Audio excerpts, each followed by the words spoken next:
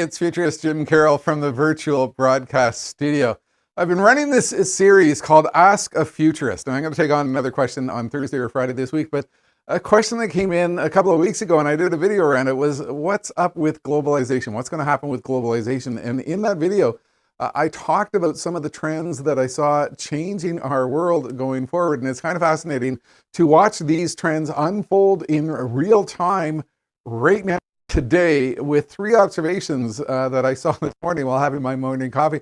Some of the things that I talked about was that, government organizations are putting in place new barriers. There is a rush to localization as countries and companies deal with the impact of on supply chains, and that we will see a lot of new alliances emerge in the global economy. Well, there's stuff happening right now, and it comes to a key point that I often like to make, and that is that you often do not appreciate the seismic scope of the changes that you are living in, that you are immersed in, while you're immersed in them. Often you aren't realizing that the period of time you are living through right now, and some of the things that you're seeing on the news, are actually seismic shifts which change the future course and direction of our entire future. So in that video, I was speaking about one of the trends I'm seeing emerge in a list of 10 trends that I'm watching for the future, what I call the Chief Resilience Officer. What I was explaining in this other Ask a Futurist video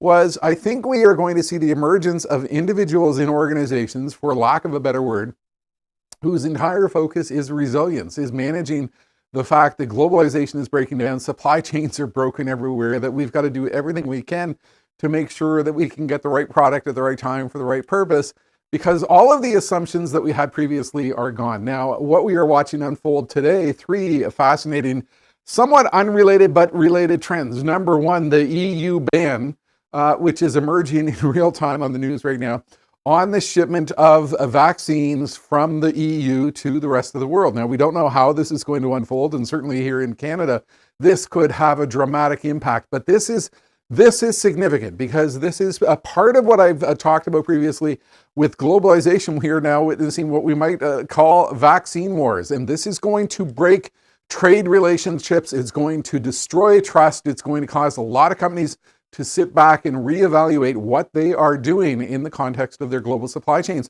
The second news item, which certainly has caught everybody's attention, is this massive ship which is stuck in the Suez Canal, and it's causing a huge backlog in global shipping, and this has a potential to cascade very quickly if they can't get the darn thing out of there, because the global economy is so intertwined, it is so reliant, it is so reliant upon shipment of goods from all over the world, and there's so much global trade that goes through the Suez Canal that if this goes on for a long time, this could be extremely damaging. But it also demonstrates the fragility of what we have built. The third issue that I saw this morning was the world is facing a potential coffee deficit given, a supply chain nightmare. I mean, this would be horrid. I mean, this would be absolutely bad for the whole world. I have my 3 cups of coffee in the morning. We live by. But if you think about what all of this means, what it means is that clearly global supply chains are broken. We have a realization in the corporate world that we need to do a better job to fix what is in place. And I cannot discount the significance of this trend which is unfolding right now. This is something very real, very massive in terms of its scope, very significant in terms of what this will do with future trade discussions, future trade negotiations, future trade alliances, the trust that particular nations have in other regions in the world. And it is going to cause a lot of companies to sit back and reevaluate what they are doing in terms of their globalization strategies. You put that in the context that it was already a realization that what has occurred with COVID-19 is it is changing global pharmaceutical supply chains forever, and this is now just the next step. But also related to this and related to the Suez Canal situation, companies already realized that everything they were doing in terms of global trade and global supply chains was undergoing a seismic shift, and that's why there's so much of a focus on localization and realization, regionalization, and new strategies to go forward. I mean, we've already seen a lot of discussion in the supply chain industry and in the globalization industry as to the fact that we need to somehow reshore manufacturing, that all of the assumptions that we've had over the last 10, 20, 30, 40 years We need to put those under a new microscope, because what the global pandemic has done is it has clearly exposed the fragility of what we have in place. And this changes everything. Look, one of my last talks was for the World Bank over in Morocco before the pandemic, and it was on the concept of the future of manufacturing in third world countries, and where we would be going with global manufacturing and global supply chains. Well, a lot of the assumptions that were in existence when I was putting those trends into perspective, has certainly been tossed aside. And a lot of what we've seen in terms of the politicization of trade and manufacturing, we know we're in a very complex and volatile world. Here's the challenge. You're going to see a huge amount of talking about globalization and regionalization and localization. The challenge is this. A lot of companies and a lot of countries do not have the skills which are necessary to bring a lot of the jobs back home. I've spoken at a manufacturing conference years ago, and they said, look, the typical machinist today, it's almost as if they have to be able to do trigonometry in their heads because the complexity of the process is so advanced.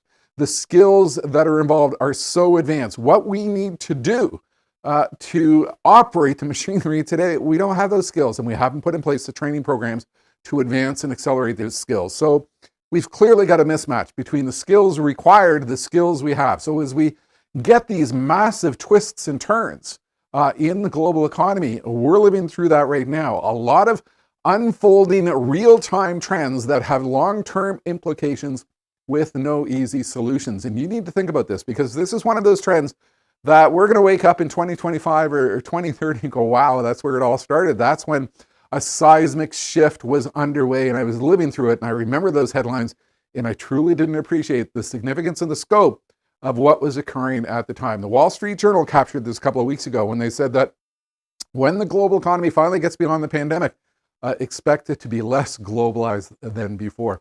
And what we are seeing in the news today is certainly a part of the trend. You are living through history. You are living through a period of seismic transformation.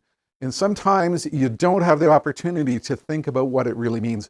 What it means is this is huge, this is big, this is a massive change.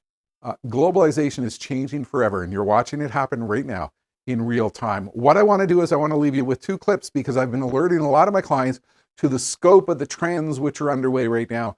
I've been filming some clips to give you some idea starters as to what is going on out there and what you need to be doing in terms of your acceleration into our eventual post-COVID future.